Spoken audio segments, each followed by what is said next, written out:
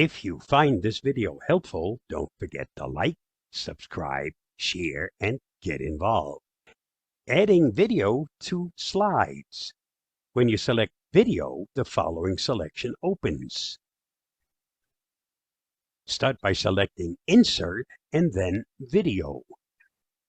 You have two options, YouTube or Google Drive. These are the choices when you select Google Drive. Insert a link to a YouTube video or search for a YouTube video. In this example, I chose a YouTube video link. Once you've inserted and selected the link, you'll see the following screen so you can verify that this is the actual video you want. Select it and hit Enter to insert the video.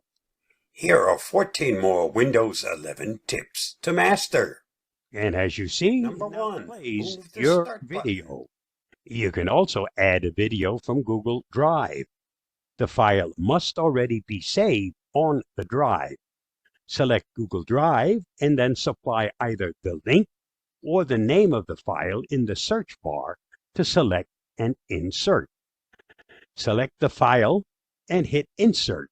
That will insert the file into the presentation as shown in the next slide. Here are 14 more Windows 11 tips to master. Google Slides are free and can be used by anyone with a Google account. Next time you need to prepare a slideshow with videos, consider using Google Slides. Chances are you already have a Google account. Why not make the most of it? You'll find the Google Slides presentation at the link listed. Stay safe, stay secure, and I'll see you again soon. Bye-bye, and thanks for watching. Ron Brown with Tech for Senior. Do you have trouble pairing your Bluetooth devices? If you have a Chromebook, if you have an Android phone, or you have an Android tablet, fast pairing is going to help you. It's going to make your life a lot easier. Let me show you how this works. Fast pairing is a new feature. This is very important that you understand this because it will make life a lot simpler when you're trying to pair peripheral devices to your Chromebook or your tablet or your phone. So let me explain how this works. In this diagram, you'll see that we have your Google account at the top. That's the big G that you see there. In this demonstration, we have three devices. We have, of course, your Android phone, we have an Android laptop, and then we have your Chromebook. Now you've just bought some earbuds and you want to make sure they work with all your devices. Traditionally, what you've had to do is you've had to take your earbuds and pair them to your phone. You then have had to take them again and pair them to your tablet, and then you have to take them again and pair them to your Chromebook. Let's look how it will work now with fast pairing. You're going to take your earbuds and you're going to pair them with your Android phone. So you'll go through the traditional pairing approach that you do where you have to pair your earbuds to your phone. And I'll be showing you how to do this on your Chromebook in a moment, but you're going to go through the traditional Bluetooth pairing. And so now you have your earbuds in your ears and you can listen to your music from your phone. Here's where fast pairing changes. What happens is that with fast pairing, the information is sent to Google.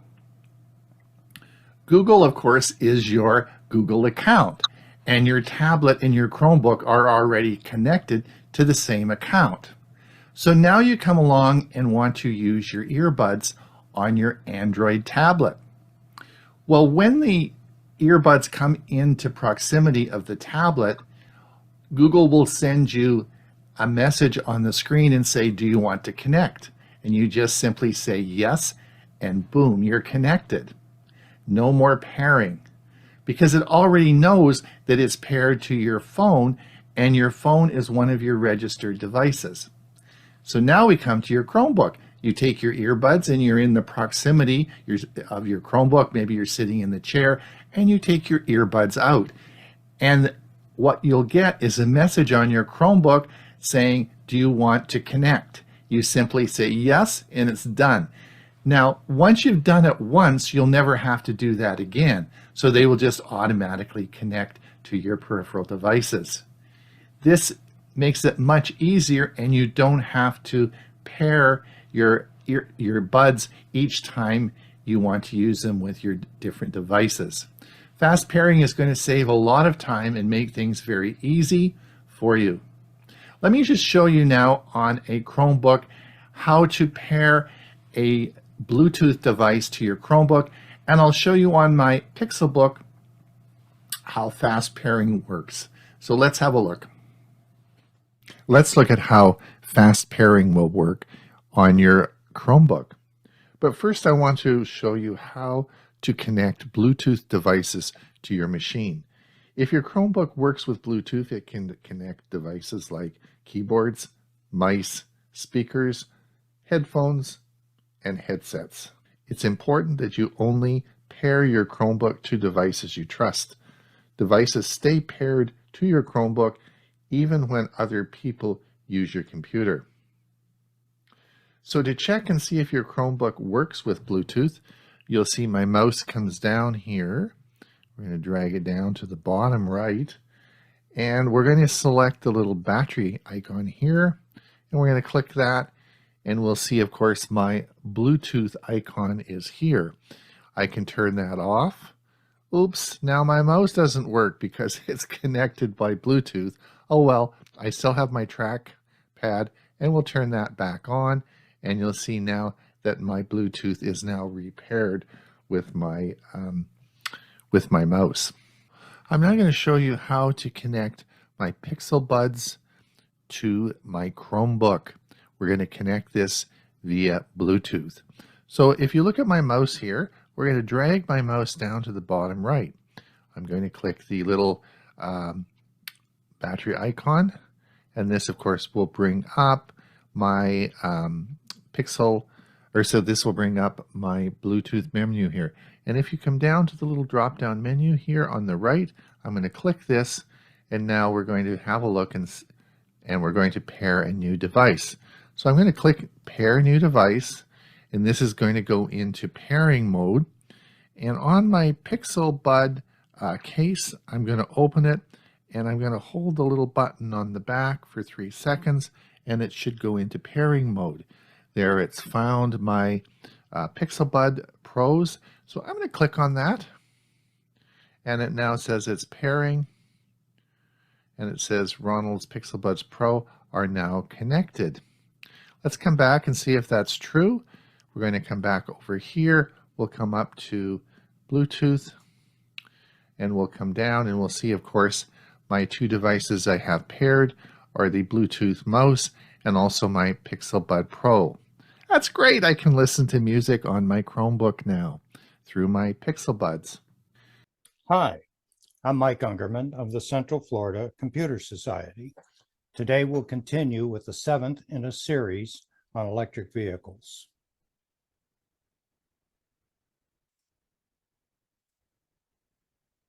Our last technical EV presentation was an overview of EV charging methods. Level 1, 110 to 120 volts AC home portable chargers. Level 2, 220 to 240 volts AC home portable and public commercial. Level 3, DC public and commercial chargers. Today we'll elaborate on many of the aspects of Level 3 charging, their standards, equipment, networks, and ratings.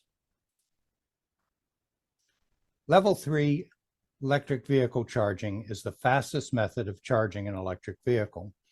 It uses direct current to charge the battery, which is more efficient than alternating current, or AC, charging. Today's Level 3 chargers can provide up to 350 kilowatts of power, which can charge an electric vehicle from 10% to 80% in as little as 20 minutes. There are two major Level 3 charging types. They are tied to the vehicles that you would purchase. The first is obviously, it's for Teslas. It's the Tesla superchargers. and they're primarily available, as I said, for Tesla vehicles. They use a proprietary charging standard that is only compatible with Teslas, but they have committed to making at least 3,500 stations available to other EVs by the end of 2024. There are approximately 17,000 stations in the US and 147 in Canada. DC fast chargers are the most common types of non-Tesla Level 3 charger. They use the ℏ𝕠𝕠𝕟 or CCS charging standards, which interface with almost all non-Tesla vehicles that can accept Level 3 charging.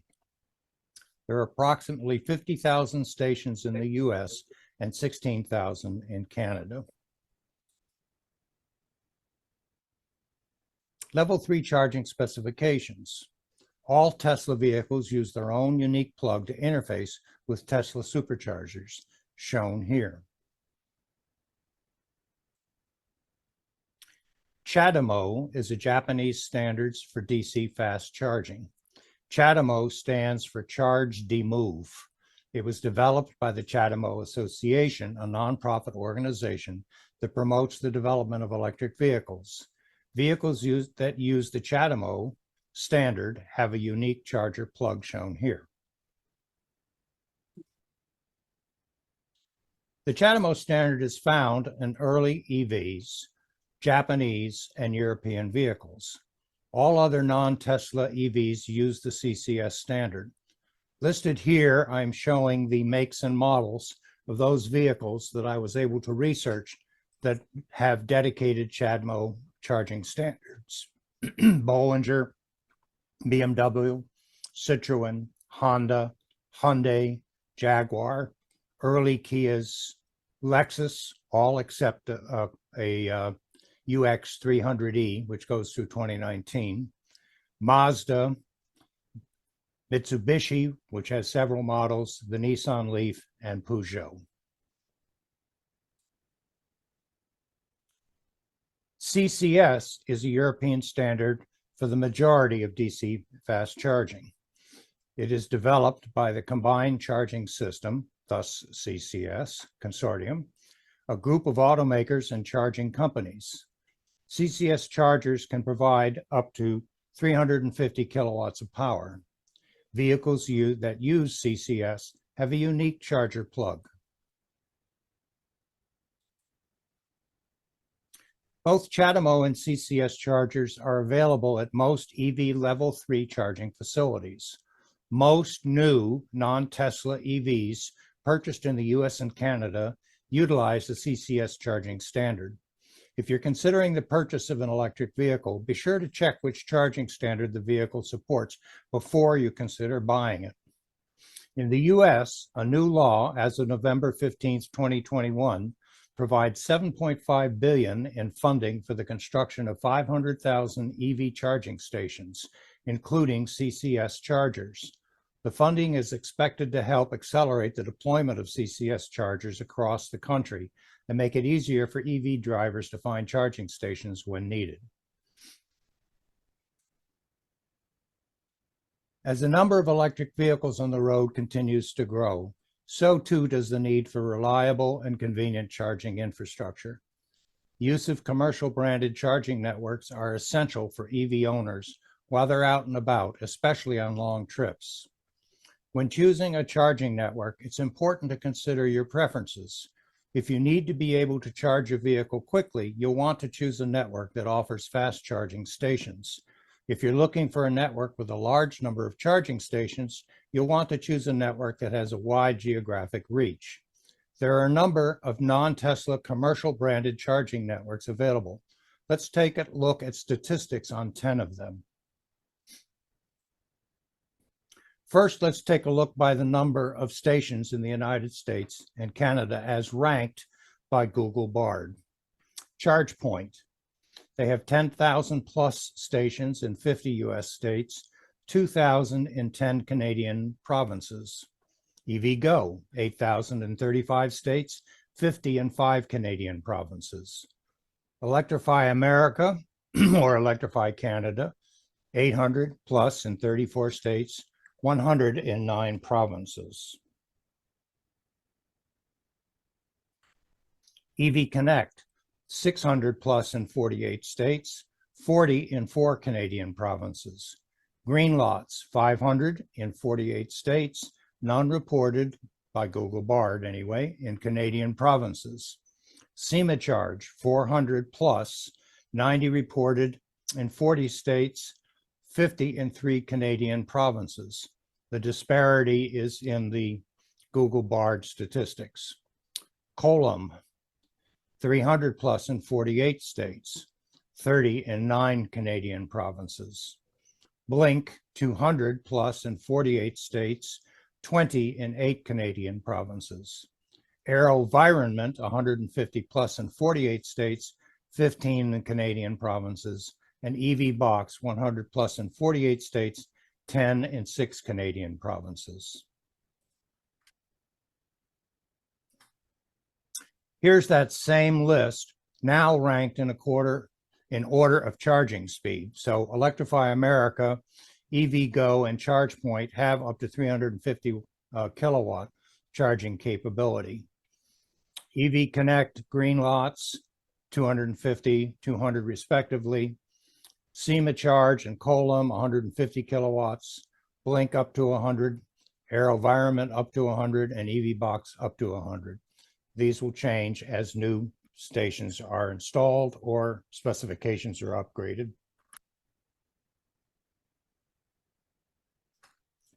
Now, let's take a look at how the networks reported themselves as percent availability. So ChargePoint has being one of the largest, reports at 97% availability.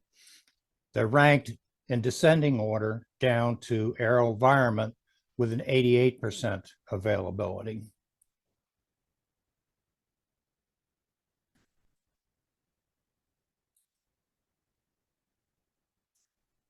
So let's now take a look at some of the websites that these networks have, starting with the top of the 3 non-Tesla sites, ChargePoint. We'll take a quick look at their website.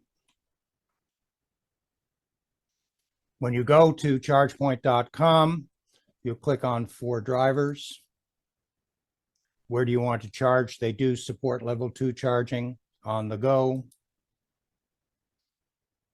They say they're the world's largest charging network. That's borne out by the statistics. They have their own dedicated app, and we'll review apps in a future presentation.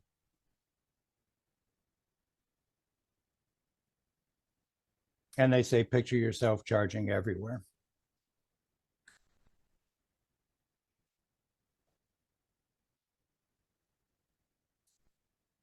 Let's take a look at number 2, AutoCharge Plus.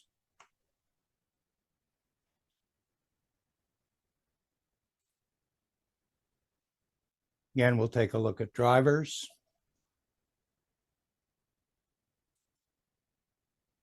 And their rates and plans.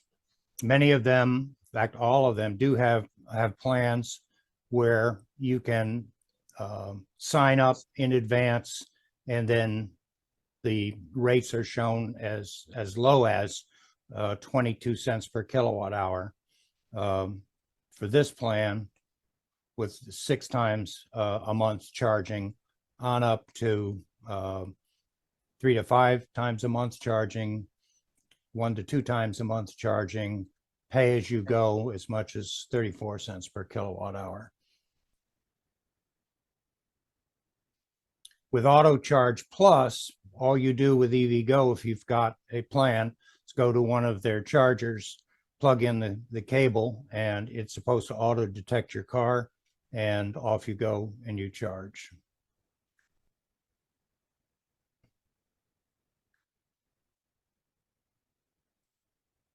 Let's take a look at Electrify America.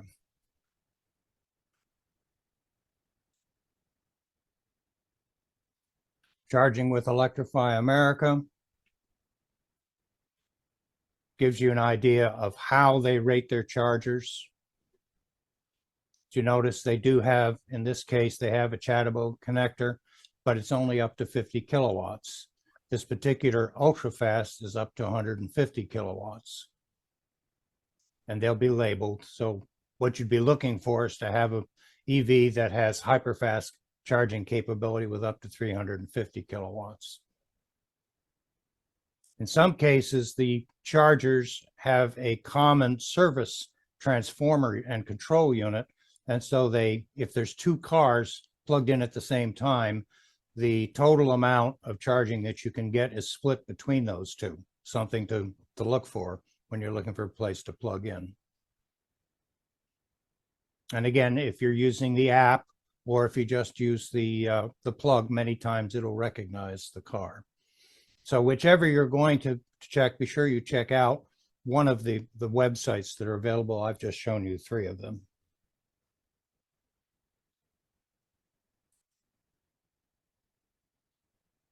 As charging spreads, additional networks are planned or underway in the US. Some are brand names that you easily recognize. Walmart has announced plans to install 10,000 EV charging stations at its stores across the US by 2025. 7-Eleven has announced plans to install 500 EV charging stations at its stores across the US by 2025. I wouldn't doubt that there'll be many more. And you recognize Shell as a gas station, and Shell is getting in on it by putting charging stations at many of their gas stations. They've started in California, Alaska. Plans are to expand throughout the US. My research showed me that besides these locations, sites such as Cinemark Cinemas, IKEA stores, Kohl's stores, Kroger supermarkets, Macy's, Starbucks, Subway, Taco Bell, Walgreens, and Whole Food markets all are considering either installing their own chargers or in partnership with some of the major networks. I'm sure many more shopping locations will be focal points for their own or traditional network charging.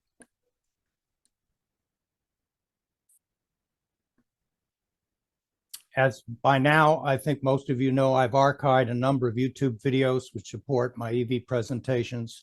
They're all listed at my new blog site at wixsite.com, and that link will be posted in chat along with the Saturday newsletter if you click on Mike's EV playlist.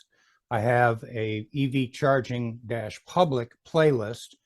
It's bit.ly/Mike's-EV-charging-public, which focuses in on the subject of today, which is public charging networks. So level 3 commercial charging networks will be essential for anyone planning trips outside their local area, or for those that cannot install a charger at home. The availability of level 3 charging may determine the EV you consider purchasing. And US federal incentives will help the deployment of commercial chargers in the United States as more consumer sales charging sites come online. My next EV presentation will focus on the mobile apps. You got a short introduction to those dedicated for the networks that do assist with the connection to commercial charging networks, as well as the apps, the independent apps especially, that help to locate charging stations and see their specifications and availability.